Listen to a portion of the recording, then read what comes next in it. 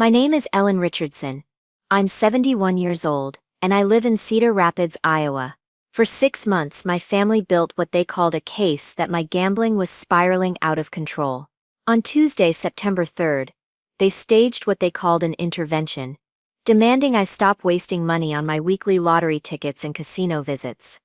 What they didn't know was that I'd already bought my regular lottery ticket that Saturday. The same numbers I'd been playing faithfully for 15 years. The numbers that meant everything to me. My late husband Harold's birthday and our wedding anniversary. When those exact numbers hit for $5.2 million that Wednesday evening, their true motives became crystal clear faster than you could say jackpot. This is the story of how my family's greed and need for control cost them everything. How their attempt to manage my so-called wasteful spending happened the exact week my consistent system finally paid off with millions. And how the people who wanted to control my financial choices while living off my generosity ended up losing access to both the biggest windfall in family history and the ongoing support they'd been taking for granted. You see, they thought they were staging an intervention for a helpless old woman with a gambling problem. What they were actually doing was revealing themselves as financial predators who'd been circling their prey, waiting for the perfect moment to take control. They picked the wrong week, and they definitely picked the wrong woman. By the time this story ends, you'll understand exactly why the house always wins. Especially when the house belongs to a 71-year-old grandmother who knows her own worth. Before we continue, leave a comment telling us where you're watching from and subscribe for more stories like mine. Let me tell you how this all started. Because understanding my situation will help you see just how calculated my family's behavior really was. I became a widow 4 years ago when my husband Harold passed away from a heart attack. We'd been married for 46 beautiful years, and Harold always said our wedding day, September 6, 1978, was the luckiest day of his life. That's why, starting about 15 years ago, I began playing the same lottery numbers every single Saturday, Harold's birthday, our anniversary date and the year we met. It was my way of keeping him close and honoring our life together. After Harold died, I was left with a decent pension from his years working at the grain elevator. About $62,400 a year, which after taxes gives me roughly $4,160 each month here in Cedar Rapids. I've always been careful with money because I had to be, raising 3 children on Harold's modest salary. My weekly routine became very simple and predictable. Every Saturday, I'd buy my lottery ticket for $20 and spend about $50 on social time at Prairie Meadows Casino with my friend group. That's $70 a week, which works out to about $3,640 yearly, roughly 7% of my income. Well within what any financial advisor would call reasonable entertainment spending. But here's what my family conveniently chose to ignore when they started building their case against me. For the past 2 years, I'd been quietly helping my son Michael with his mortgage payments. Every month, without fail, I'd send him $700 to help cover his house payment. That adds up to $8,400 every single year, more than double what I spent on my lottery tickets and casino visits combined. I never made a big deal about this support, because that's what mothers do. When your children are struggling, you help them however you can. Michael works as an accountant here in town, and every January, he'd come over to help me organize my tax paperwork. He's always been good with numbers, inherited that from his father, but this past January, something changed. Instead of his usual quick review, he lingered over my expense records, pointing specifically at the $3,600 I'd spent on what I labeled as entertainment costs. "Mom," he said, tapping the paper with his pen, "this seems like quite a bit for someone living on a fixed income. Are you sure you're being as careful as you should be?" I explained that this covered my weekly lottery tickets and my social outings with friends at the casino, but I could see something shifting in his expression. The wheels were definitely turning in his head, and not in a good way. Over the following months, Michael started what he called security checks on my bank account. Years ago, I'd given him emergency access to help me if something happened. Seemed like the responsible thing to do as a widow living alone. But now he began questioning every single casino ATM withdrawal, every lottery ticket purchase, every small expense that he deemed unnecessary. His wife Jennifer made it even worse. At family dinners, she started making pointed comments about gambling problems and how they run in families. Always said with this concerned tone that didn't fool me for a minute. She'd mentioned stories she'd heard about elderly people losing their life savings, always while looking directly at me. The irony of the situation wasn't lost on me, even then. Every single month, Michael would deposit that $700 mortgage assistance without question or complaint. When his car broke down in June and he needed an extra $2,000 for repairs, I wrote him a check that same day.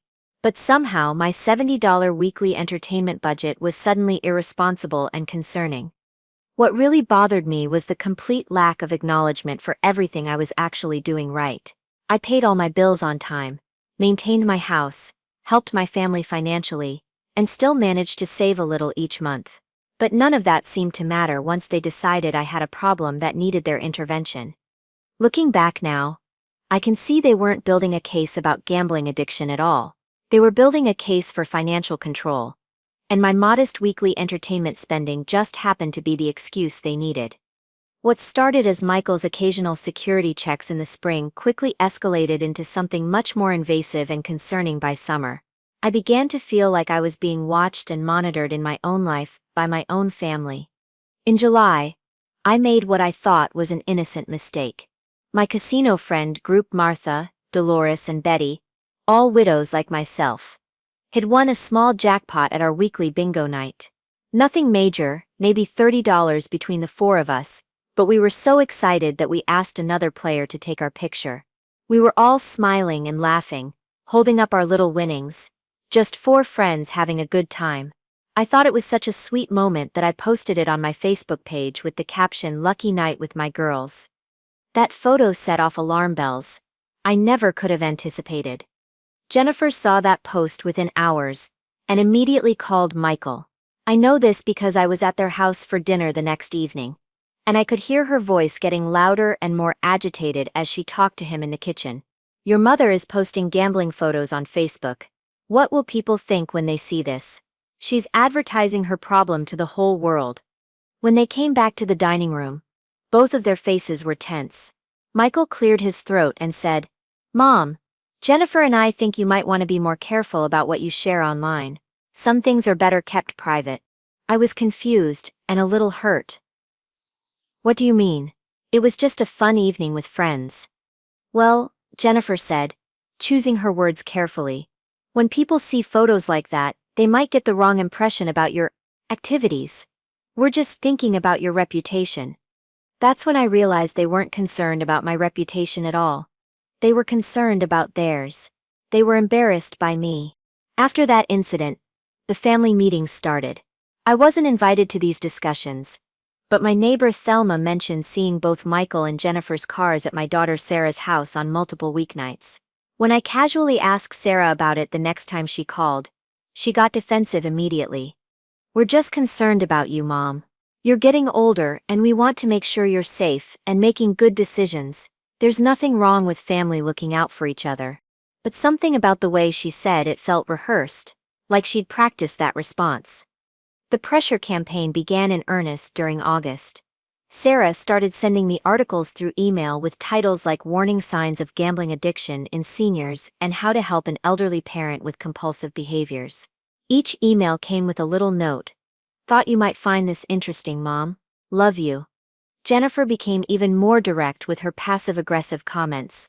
At a family barbecue in late August, she made a point of mentioning a news story she'd supposedly heard about an elderly woman who'd gambled away her life savings.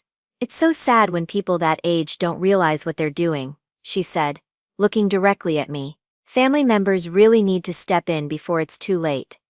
Michael started every phone conversation with what he called wellness checks. "How are you doing, Mom? How are you feeling about your situation?" He'd say "your situation" like I was battling cancer or addiction, this ominous thing that we all had to tiptoe around. The breaking point came during Labor Day weekend. Jennifer had found some old photographs in a box I'd given Sarah, pictures from Harold's and my 40th wedding anniversary celebration. We'd taken a weekend trip to Las Vegas, and there were photos of us at various casinos, smiling and enjoying ourselves. Harold had always wanted to visit Vegas, and I'd surprised him with the trip, Some of our happiest memories were from that weekend. But when Jennifer saw those photos, she confronted me at the family barbecue in front of everyone. Ellen, I had no idea this gambling thing went back so far. You and Harold were at casinos together? This has been going on for years, hasn't it? You need help, real, professional help. I was mortified. She was treating me like I had some shameful secret, when all I'd done was enjoy a weekend vacation with my husband and continue playing lottery numbers that honored his memory. That night, sitting alone in my kitchen, I finally understood what was really happening. This wasn't about my well-being at all. This was about control. They decided I was incompetent to manage my own life and finances, and they were building a case to justify taking over. The hypocrisy was staggering. Every month, Michael cashed my mortgage assistance without any qualms about where that money came from. When he needed extra help for his car repair, he didn't seem concerned about my gambling problem affecting my ability to write him a check. But when it came to my own small pleasures, my weekly lottery tickets and social time with friends, suddenly I needed supervision and intervention. I realized they weren't planning to help me. They were planning to manage me, and the thought of my own children treating me like an incompetent child filled me with an anger I hadn't felt in years. The surveillance intensified as September approached. Michael started calling me twice a week instead of his usual Sunday check-ins, always with questions about my spending. Mom, I noticed you withdrew $40 from the ATM at Prairie Meadows last Tuesday. Was that really necessary? He'd ask these questions like a parent questioning a teenager's allowance spending. Jennifer took it upon herself to drive by my house at random times, claiming she was just checking in but really monitoring when I was home versus when I might be out doing things I shouldn't. She even started timing my grocery shopping trips, asking invasive questions like, "What took you so long at the store, Ellen? Were you making any other stops?" The worst part was how they began treating my casino friends. When Martha called the house one evening while Michael was visiting, he actually took it upon himself to answer my phone. I heard him say, "Oh hi, this is Ellen's son. She's trying to cut back on some of her activities right now. Maybe you could call back another time?" The audacity of that man, screening my phone calls like I was a child. I confronted him immediately. "Michael, those are my friends, and this is my phone. You have no right to intercept my calls." His response was telling, "Mom, we're just trying to protect you from influences that might not have your best interests at heart." Influences. He was talking about 3 elderly widows who played bingo and shared coffee cake like we were some kind of criminal enterprise. By the end of August, I overheard a phone conversation that chilled me to the bone. Michael was in my kitchen, talking to someone, I assume it was Jennifer, and he said, "No, we can't just take over her accounts yet. We need documentation that she's not competent to manage her own finances. The gambling pattern gives us a good start, but we need more evidence of poor decision-making." Evidence. They were building a legal case against me, their own mother, based on my $70 weekly entertainment budget, while happily cashing my $700 monthly assistance checks. The Labor Day barbecue incident was just the public launch of their campaign. After Jennifer's confrontation about the Vegas photos, I noticed how they all started watching me differently. Every comment I made was analyzed. Every small decision was questioned. When I mentioned I was thinking about getting my hair done at a new salon, Sarah immediately jumped in with, "Are you sure that's necessary, Mom? Your regular place is so much more affordable." They were treating every aspect of my life like it needed their approval. The final straw came when I discovered they'd been talking to my neighbors. Mrs. Patterson from next door mentioned in passing that Michael had asked her to keep an eye on me and call him if she noticed anything unusual about my comings and goings. They had enlisted my neighbors as spies. I realized then that this wasn't just about gambling anymore. This was about complete control over my life, my choices, and my autonomy. They wanted to turn me into a child who needed permission for everything, and they were using my modest entertainment spending as justification for total financial guardianship. What they didn't know was that their timing couldn't have been worse. While they were busy building their case for financial guardianship, I was about to prove that my irresponsible gambling instincts were better than any investment advice they could have given me. And their elaborate scheme to control my money was going to cost them more than they could ever imagine. Saturday, September 1st, started like any other weekend in my routine. I drove to Casey's General Store on First Avenue, the same place I'd been buying my lottery tickets for years. Mrs. Chen, the clerk, smiled when she saw me coming with my usual slip of paper. "Same numbers as always, Ellen?" she asked, punching in Harold's birthday and our anniversary date like she had hundreds of times before. "Harold always said consistency pays off," I laughed, handing her my $20. "Maybe today's the day he's proven right." I had no idea how prophetic those words would turn out to be. Saturday and Sunday passed quietly. I spent time in my garden, called my friend Martha to plan our Tuesday bingo night, and watched my usual programs. But I noticed Michael driving past my house twice on Sunday afternoon, slowing down like he was checking to see if I was home. The surveillance was getting more obvious and more uncomfortable. Monday evening, Michael called with what sounded like a very carefully rehearsed request. "Mom, we need to have a family meeting tomorrow afternoon. Can you come to Sarah's house at 2 p.m.? It's important, and everyone will be there." My first thought was that someone might be sick. Or maybe they had good news to share. "Is everything all right? Is someone hurt?" No, nothing like that. We just need to discuss some family matters. It's important that you're there." Something in his tone made me uneasy. But I agreed. I even decided to bake cookies. My grandmother's oatmeal chocolate chip recipe, thinking it would be nice to contribute something to what I assumed would be a regular family gathering. Tuesday morning, I spent extra time getting ready. I put on my best blue blouse, the one Harold always said brought out my eyes, and carefully packed the cookies in my good container. As I drove to Sarah's house on the west side of town, I was actually looking forward to seeing everyone together. But the moment I walked through Sarah's front door, I knew something was terribly wrong. The living room had been rearranged. Instead of the usual comfortable seating arrangement, chairs were positioned in a semicircle facing one empty chair, clearly meant for me. Michael, Jennifer, Sarah, and her husband Tom were all sitting there looking like some kind of tribunal. The atmosphere was formal and cold, nothing like a family gathering should feel. On the coffee table in front of the empty chair was a manila folder, and I could see the edges of my bank statements sticking out. My heart immediately started pounding. "Mom, please sit down," Sarah said, her voice gentle but serious. "We need to talk." I set my container of cookies on the side table. Nobody even acknowledged them. And slowly sat in the chair they designated for me. I felt like I was facing a jury. Michael cleared his throat and began what was obviously a prepared speech. "Mom, we've asked you here today because we love you, and because we're worried about you. We've been noticing some concerning patterns in your behavior, particularly around your gambling activities. We know this might be difficult to hear," Jennifer added, "but we think you might have a problem that's affecting your judgment and your financial security." I looked around the room at my own children and their spouses, people I'd raised and supported and loved unconditionally, and realized they were staging an intervention like I was some kind of addict. "What exactly are you concerned about?" I asked, trying to keep my voice steady. Michael opened the folder and pulled out my bank statements. Statements he'd accessed without my permission for this meeting. "Mom, over the past year you've spent over $3,600 on gambling-related activities. For someone on a fixed income, that's a significant amount of money." "It's my money," I said simply. "And it's money I can afford to spend. But that's just it."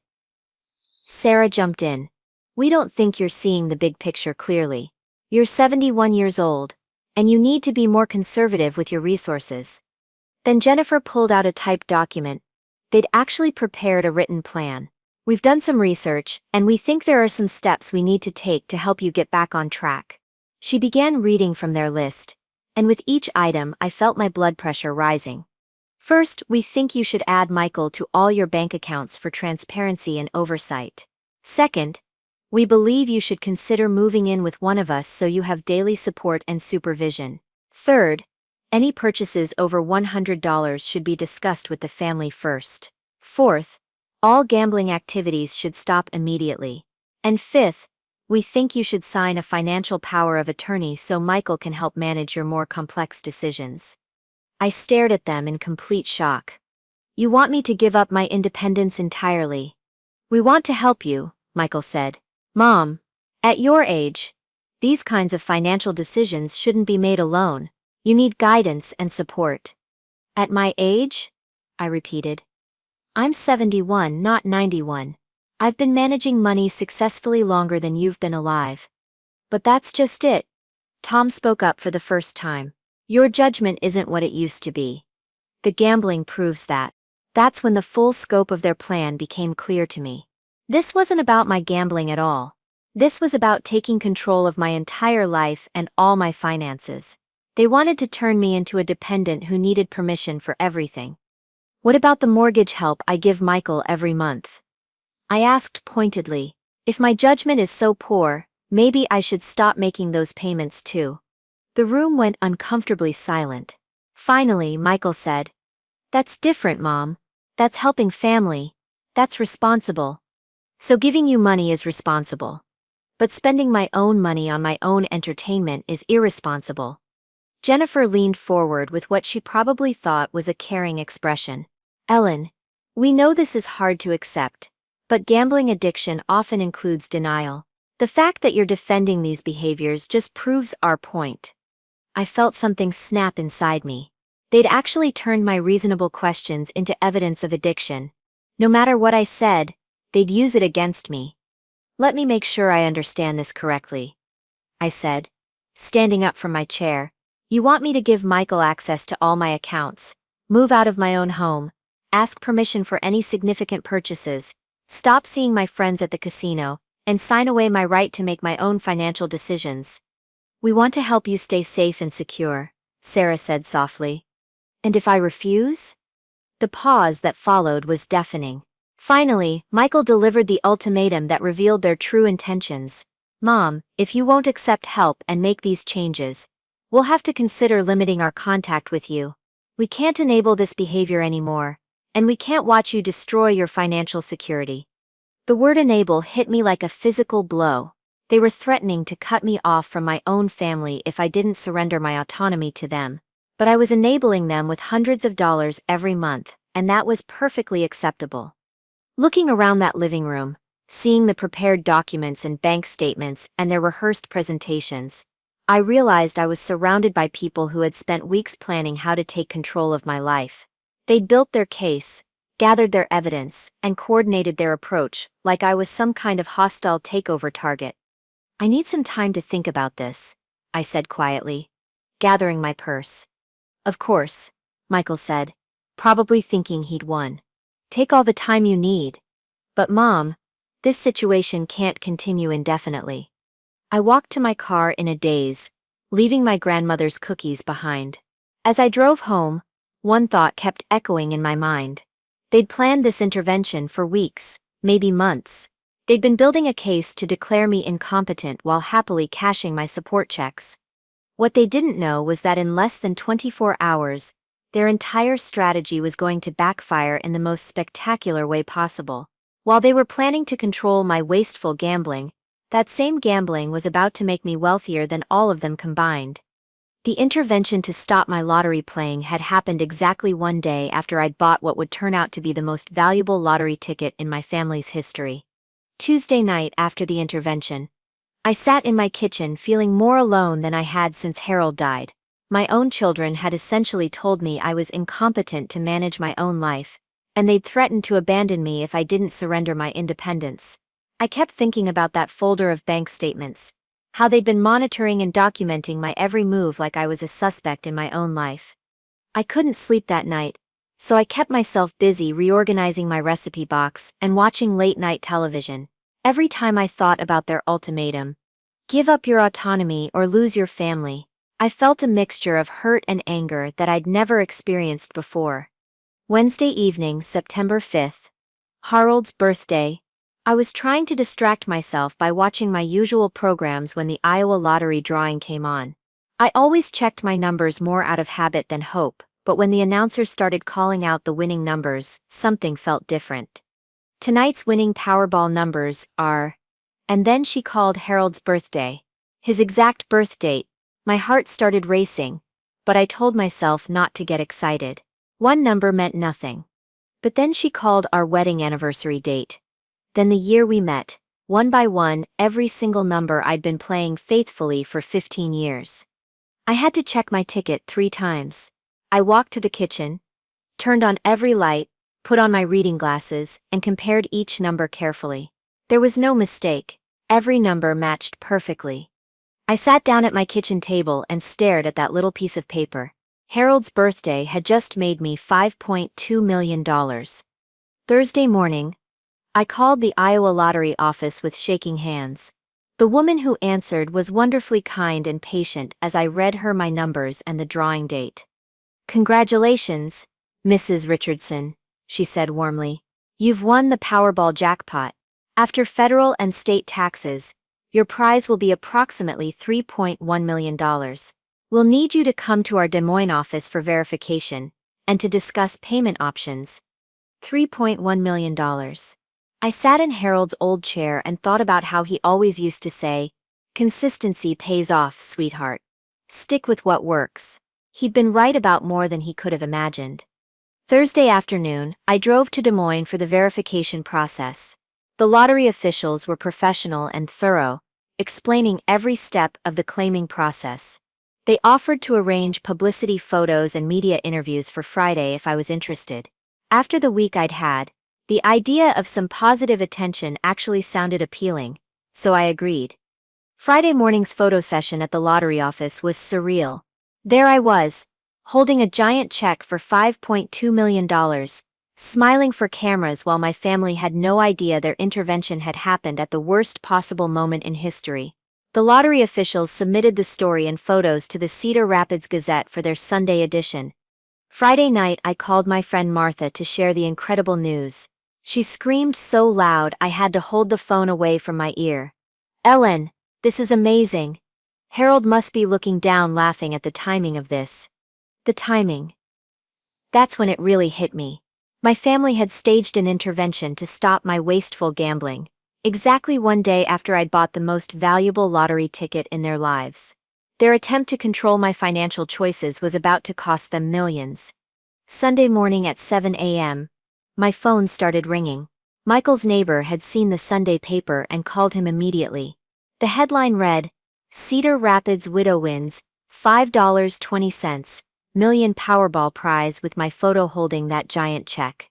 Michael called first, and I could hear the shock and excitement in his voice. Mom, I just saw the paper. This is incredible. Congratulations. We need to talk about this." Then Jennifer called, her voice suddenly warm and effusive. "Ellen! Oh my goodness! What wonderful news! We're so happy for you." Sarah called, crying with what she claimed was joy. "Mom, this is such a blessing. This changes everything." Tom called to offer his financial planning services to help me manage this responsibly. Not one of them mentioned Tuesday's intervention. Not one apology for treating me like an incompetent child. Just immediate excitement about my winnings and sudden eagerness to help. They all came over Sunday afternoon with flowers, champagne, and completely different attitudes. Jennifer, who had been lecturing me about gambling addiction for months, was suddenly calling me wise and lucky. Michael, who had questioned every casino visit, was now saying things like, "Mom, you clearly knew what you were doing all along." The transformation was breathtaking and disgusting. "We're so sorry if we seemed worried about your gambling," Sarah said, not quite making eye contact. "We just didn't understand your system. Obviously you had a plan we didn't see." A plan? I'd been buying the same numbers for 15 years because they reminded me of Harold, but they were rewriting history to make themselves look supportive instead of controlling. By the second week, their true intentions started showing through the fake celebration. "Mom, $3.1 million is a substantial amount to manage on your own," Michael said during a visit. "You should probably let me help you with investment decisions and financial planning. Ellen, you'll need protection from scammers and people who might try to take advantage of you," Jennifer added. "Maybe we should set up some kind of oversight system to keep you safe." Oversight system. They were using the exact same language from the intervention, just with a different justification. Before, I needed supervision because I was irresponsible. Now I needed supervision because I was wealthy. The offers to help came daily. Phone calls about investment strategies, suggestions for financial advisors who happened to be friends of Michael's, and concerns about protecting my windfall from people who might exploit me. Week 3 was when their sense of entitlement really emerged. After all our years of supporting you emotionally, this feels like a blessing for the whole family, Jennifer said during what was supposed to be a casual coffee visit. Supporting me? I'd been the one sending Michael money every month, but now they were acting like they'd been my caretakers, deserving of rewards for their sacrifice. Mom, we've always been there for you, Sarah added. When Dad died, when you needed help with decisions, when you were going through difficult times, this windfall isn't just your good fortune, it's a family blessing that we should share together. I sat there listening to them rewrite our entire relationship history. In their new version, I was the dependent one who'd needed their care and guidance. The monthly mortgage payments, the car repair money, the holiday help. All of that was apparently forgotten in favor of this fantasy where they'd been supporting me. The most revealing moment came when Michael said, "Mom, you need to think about what's fair here. We've invested years in taking care of you and looking out for your interests. We deserve to benefit from this stroke of luck too." There it was. They thought they deserved my winnings because they'd invested in me. Never mind that their investment had consisted mainly of trying to control my life while accepting my financial support. By the 4th week, they weren't even pretending anymore. $3 million is more than one person needs. Jennifer stated bluntly. You should think about setting up trusts for the grandchildren, helping Michael pay off his mortgage completely, maybe buying Sarah and Tom a bigger house. When I didn't immediately agree to fund their wish lists, the pressure tactics started. Long phone calls about family obligations, guilt trips about sharing blessings, subtle threats about what might happen to family relationships if I was selfish with my good fortune. The final straw came when Michael said, "Mom, if you don't start thinking about family instead of just yourself, you might find yourself very lonely. Money can't buy the love and support of your children." That's when I realized their intervention hadn't been about helping me at all. It had been about establishing legal grounds to control my finances. When the gambling angle didn't work because I'd actually won millions, they just switched to different manipulation tactics. They'd never loved or respected me. They'd been managing me, positioning themselves to benefit from my resources whether I was broke or wealthy. The intervention, the threats, the sudden celebration, the entitlement, it was all part of the same pattern of treating me like property instead of a person. Sitting in my kitchen that Thursday night, looking at my lottery ticket and thinking about Harold, I made a decision that would change everything. If my own family saw me only as a source of money to be controlled and exploited, then it was time to show them what it felt like to lose access to that source entirely. Friday morning, September 28th, I woke up with absolute clarity about what needed to happen.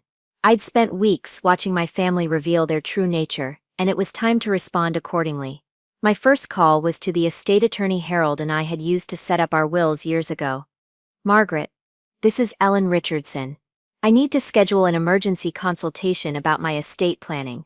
Some family circumstances have changed dramatically, and I need legal protection immediately."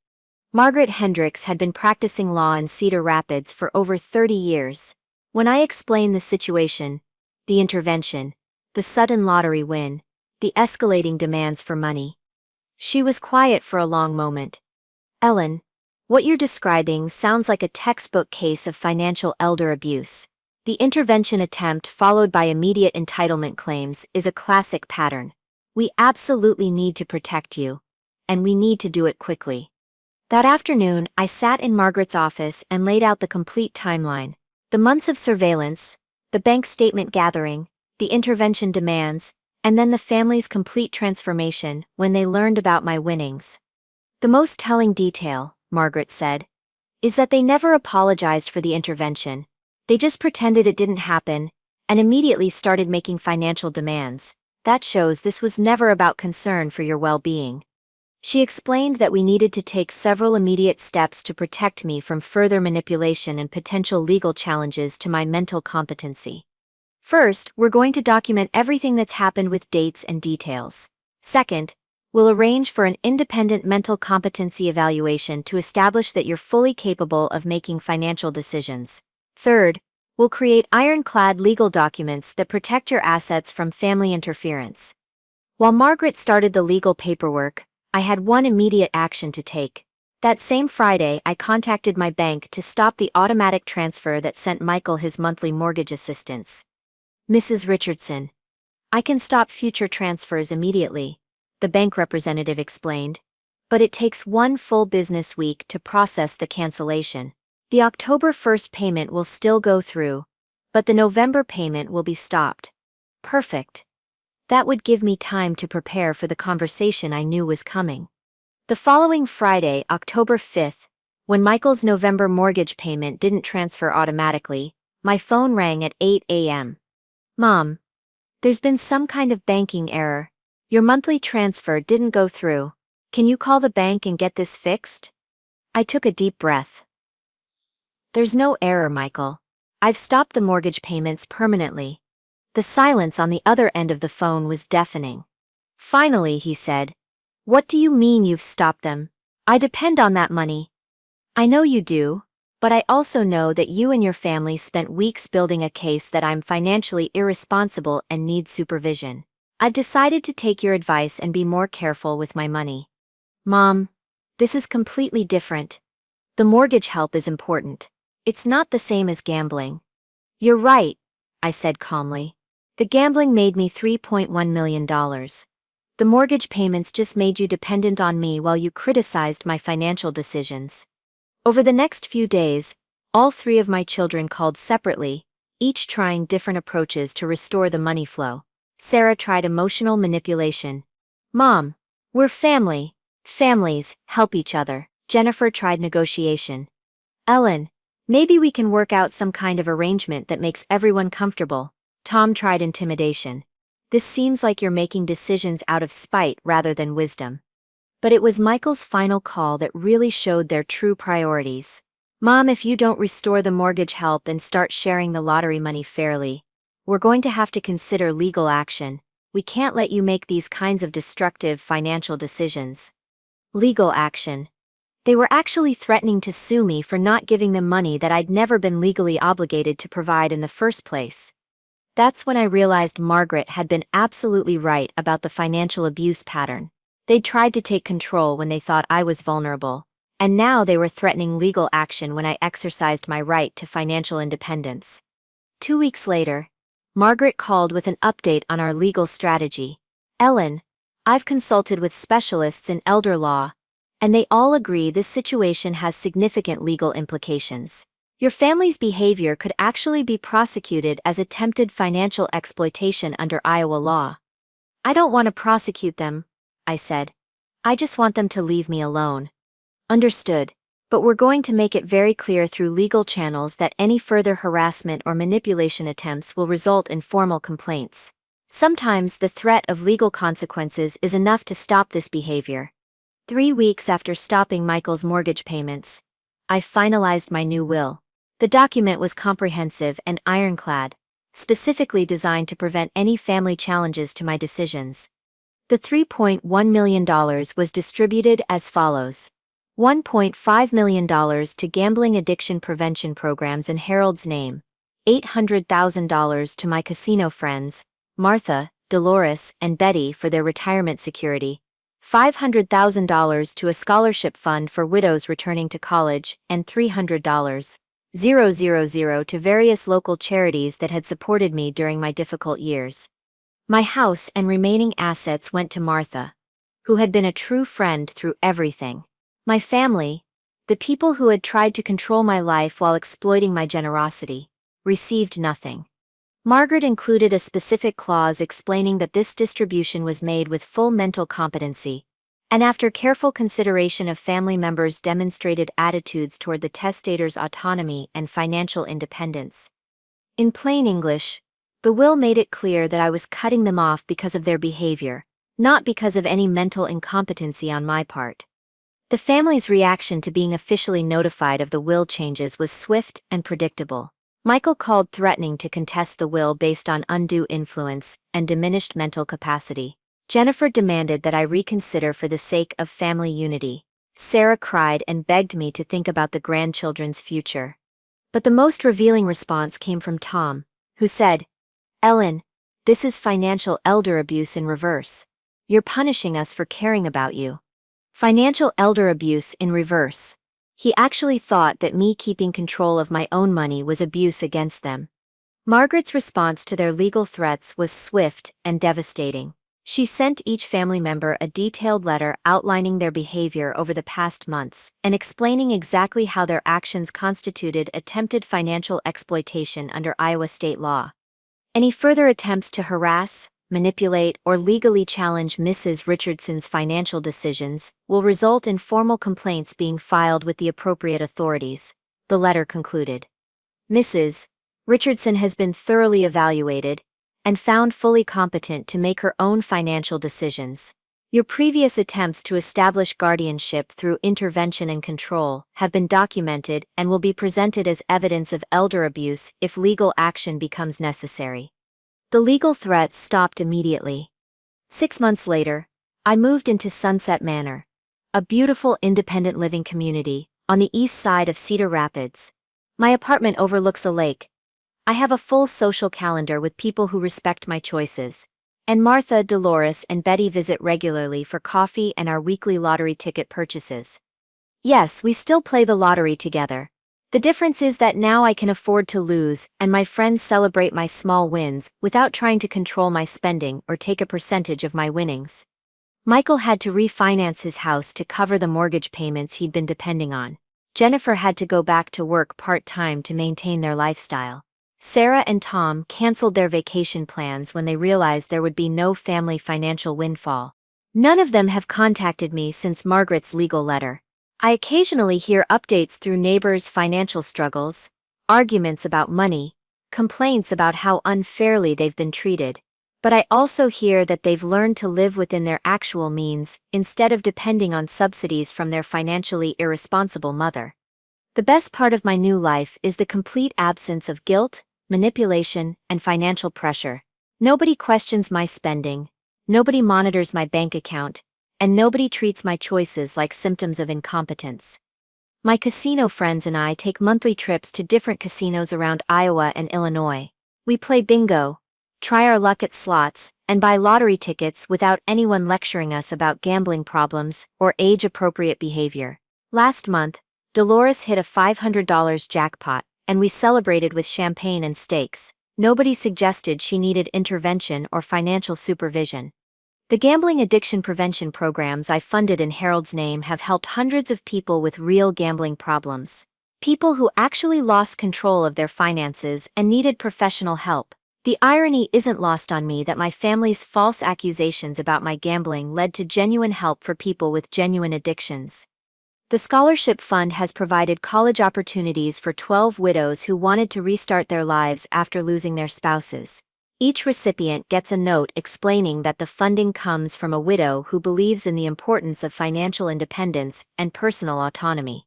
And yes, I still buy lottery tickets with Harold's numbers every week, not because I need the money anymore, but because it keeps me connected to him and to the consistent choices that proved my judgment was better than anyone gave me credit for. Looking back, I realize my family did me an enormous favor with their intervention. By trying to control my small pleasures while taking my large gifts, they revealed exactly who they were and what they valued. By threatening to abandon me if I didn't surrender my autonomy, they showed me that conditional love isn't love at all. The most satisfying part isn't that I won millions of dollars. It's that I won my freedom from people who saw me as a resource to be managed rather than a person to be respected. My family wanted to control my money, but instead they taught me to control my boundaries. Harold always said that the best investments pay dividends for life. My lottery ticket paid off once, but investing in my own independence and dignity pays dividends every single day. I'm 71 years old, financially secure, surrounded by genuine friends, and making my own choices without anyone's permission or oversight. My family thought they were staging an intervention to save me from myself. Instead, they saved me from them. And honestly, that's the biggest jackpot I could have ever won. So, that's my story. I'd love to hear what you think. Have you ever had family members who treated your financial choices like they needed their approval? Let me know in the comments. And subscribe if you want to hear more stories like mine.